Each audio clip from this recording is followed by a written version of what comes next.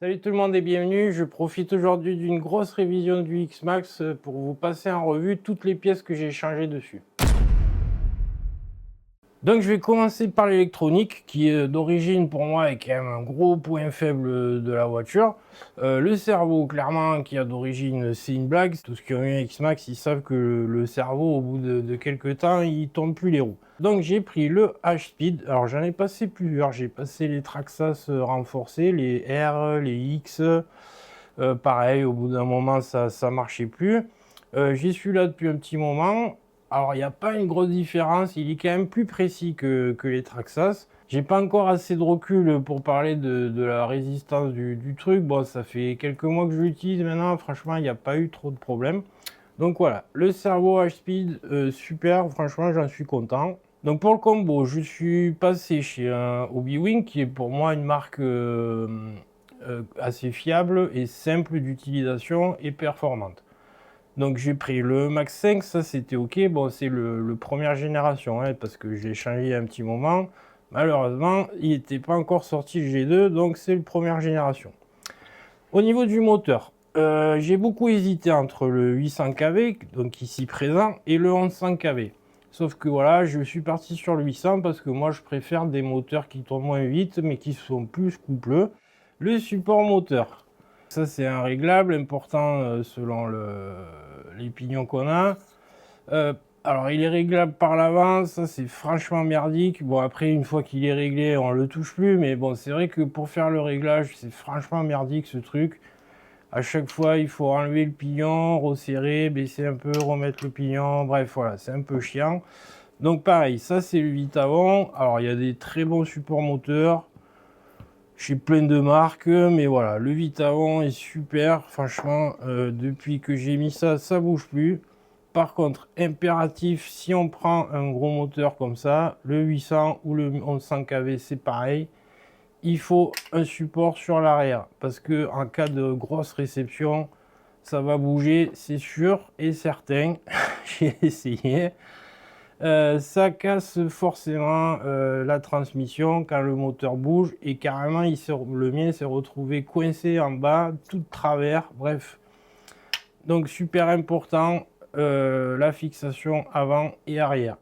Donc voilà, le Max 5, moi j'ai mis tout ce, et les ventilos, j'ai mis tout ça sur la plaque Vitavon. Bon alors ça c'est pas vital, mais quand même je trouve que c'est un bon produit parce que ça rigidifie un peu le haut du châssis.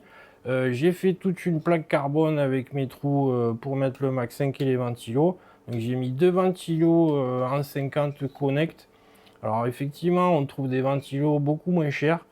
Mais je trouve que ceux-là sont vraiment top. Déjà, ils tournent beaucoup plus vite que beaucoup de merde qu'on peut trouver à pas cher, là. Et franchement, ces ventilos, ils ont, je dirais, un an et demi.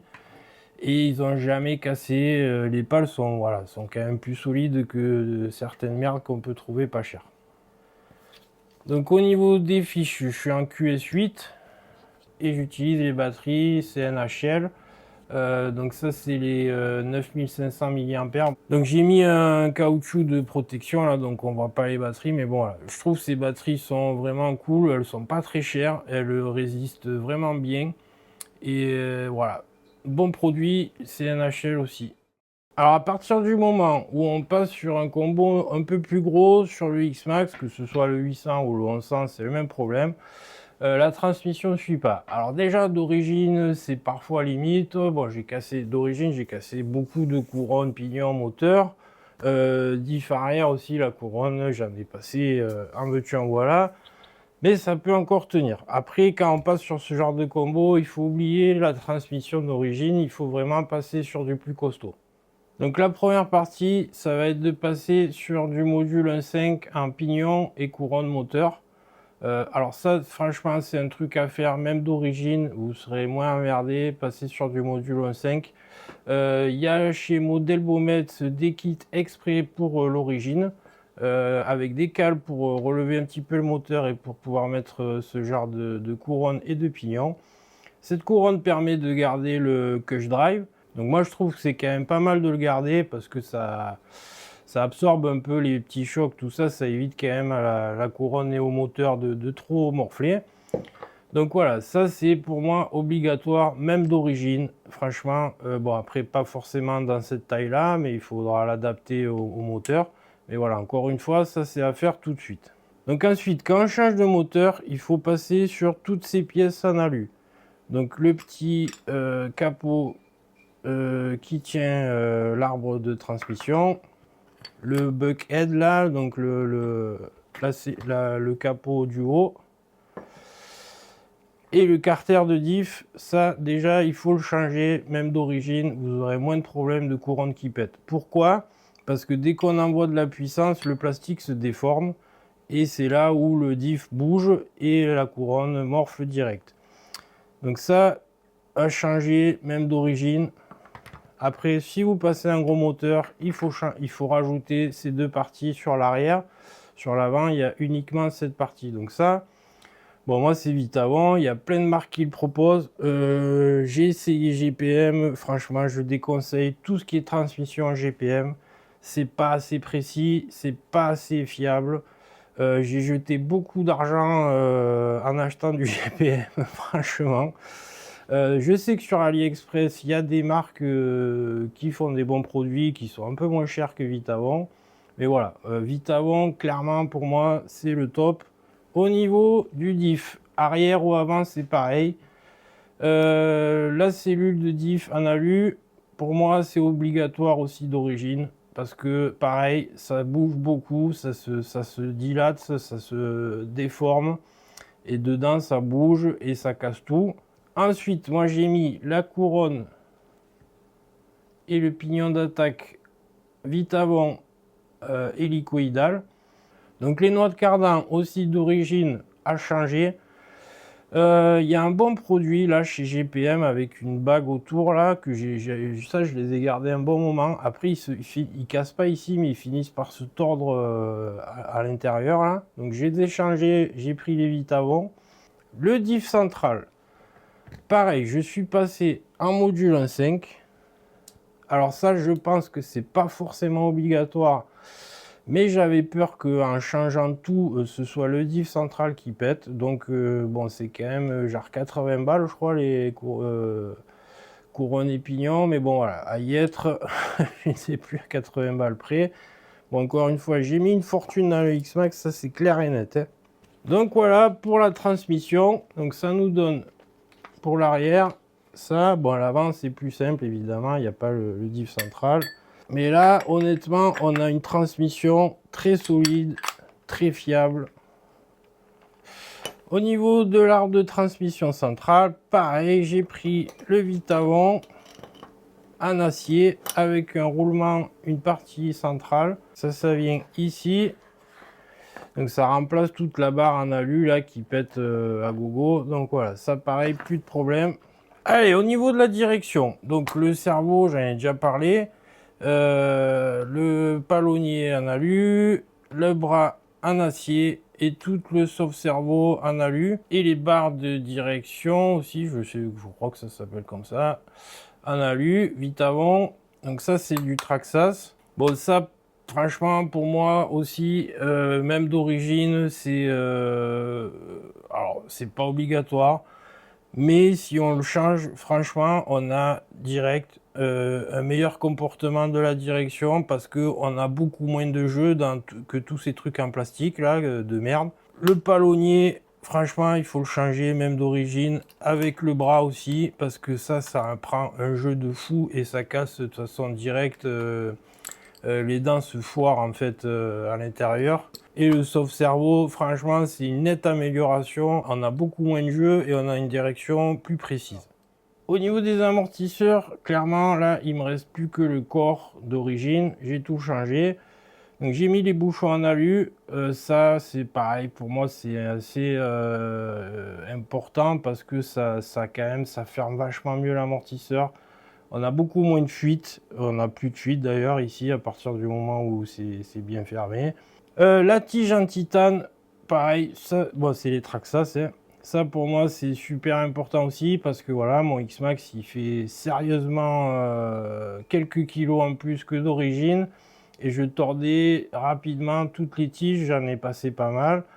Je suis passé sur les titanes et là j'ai eu vraiment beaucoup moins de problèmes. Franchement, c'est beaucoup plus résistant. C'est super joli en plus. Pareil, j'ai changé la bague de réglage pour la bague alu. Bon, ça, pas forcément vital, mais voilà. Ensuite, moi, je mets ces petites chaussettes là, les deux moteurs. Voilà, ça évite un peu à la merde de rentrer parce que ça reste vraiment gras la tige là, donc toute la merde se colle. Ça protège quand même pas mal l'amortisseur de toutes les merdes qui peuvent rentrer. Évidemment, j'ai mis les ressorts beaucoup plus durs, de plus en plus durs, de plus en plus durs. Là, actuellement, j'ai les plus durs qu'ils proposent chez Traxxas et il faudrait quand même encore un peu plus dur parce que je suis presque à fond en pré-contrainte. Là, je vais peut-être me prendre les vis avant pour voir. Bref, ça, c'est un petit détail. Donc, voilà pour les amortisseurs. Au niveau des triangles, donc ça, c'est les Traxxas renforcés. J'ai à peu près tout essayé et au final je suis revenu sur les Traxxas. C'est pour moi les plus résistants en fait. J'ai utilisé pendant un moment les RPM qui se cassent en fait beaucoup au niveau de l'amortisseur. J'ai aussi utilisé les Proline. Alors ils se cassent pas, par contre ils se plient là. Au bout d'un moment on a une banane de fou quoi. C'est incroyable. Et puis tous les petits losanges du dessus pètent. Donc je suis revenu au Traxxas. Bon, c'est les renforcés. C'est pour moi les plus résistants. Au niveau de tout ce qui est fusée, porte-fusée, etc. Pareil, je suis passé sur du Total Alu. Bon, moi j'ai pris les Traxxas. Après, il y a plein de marques qui font des bons produits. Pourquoi? Parce que bah, déjà c'est beaucoup plus joli.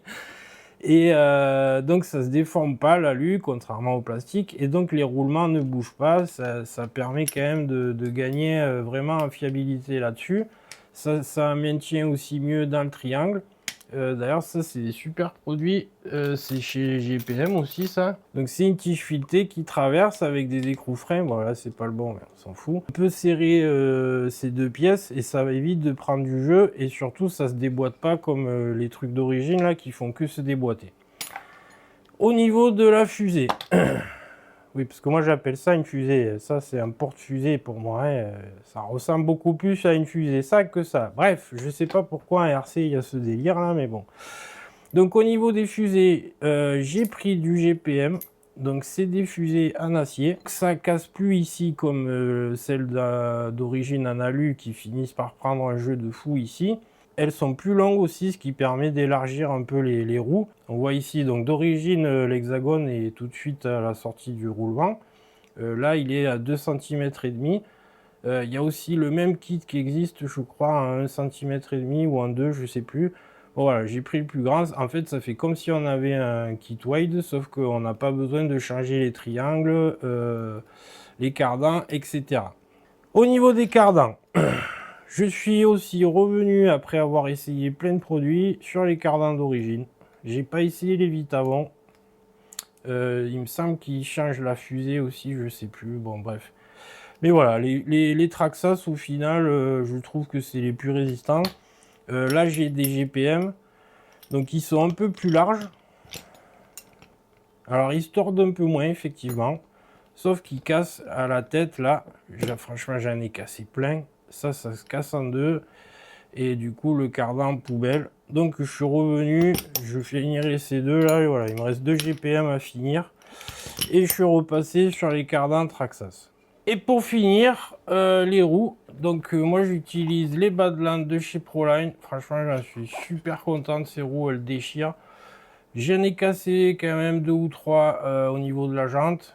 Bon, voilà, ça arrive. Ce qui est cool, c'est qu'on peut changer que la jante ou que le pneu.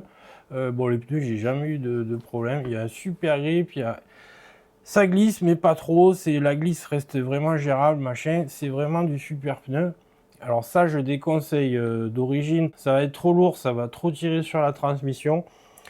J'en ai essayé plein d'origine. Pour moi, les mieux, c'est les Pioneer de chez Louise, qui reste un bon compromis au niveau du grip et du poids. Dès qu'on passe sur du gros moteur, les petits pneus Louise, etc., les pneus d'origine, j'en parle même pas, mais les Louise, etc., c'est pas assez résistant. Donc les Badlands, 200 € les 4 pneus, ça fait un peu mal au cul. Mais voilà, c'est vraiment du super pneu.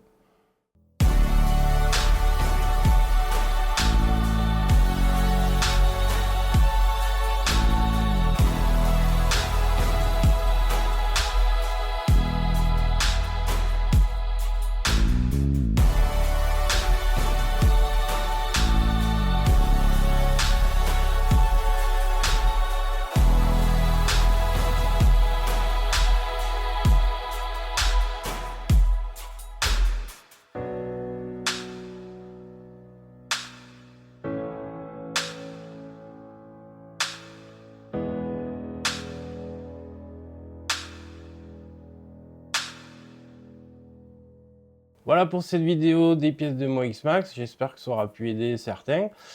Si vous avez des questions, bien entendu, vous n'hésitez pas dans les commentaires. Et je vous dis à la prochaine.